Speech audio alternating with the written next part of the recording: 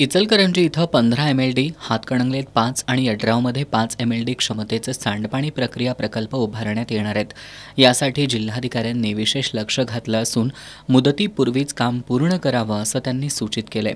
खासदार धैर्यशील माने यांनी या प्रकल्पासाठी शासनाकडून 100% निधी उपलब्ध होणार असल्यानं याचा भार कुणावरही पडणार नसल्याचं सांगितलंय।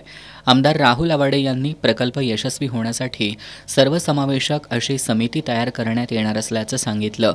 सायझिंगचं सांडपाणी जमा करण्यासाठी 2 टँकर शासनाकडून उपलब्ध होणार आहेत। तसंच सायझिंगच्या पाण्यावर प्रक्रिया करण्यासाठी स्वतंत्र STP प्लांट उभारण्याच्या विषयाचा समावेशही यात करण्यात आलाय।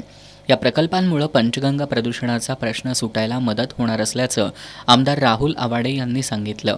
माजी आमदार प्रकाश आवाडे, सुरेश हळवणकर, प्रोसेसधारक, सायझिंग तसंच प्रदूषण नियंत्रण मंडळाच्या अधिकाऱ्यांना या प्रकल्पाच्या अंमलबजावणी संदर्भात महत्त्वाच्या सूचना केल्या। यावेळी अतिरिक्त आयुक्त सुषमा शिंदे, माजी उपनगराध्यक्ष तानाजी पोवार, शिवसेना जिल्हाप्रमुख रवींद्र माने, भाऊसाहेब आवळे यांच्यासह महापालिकेचे अधिकारी उपस्थित होते।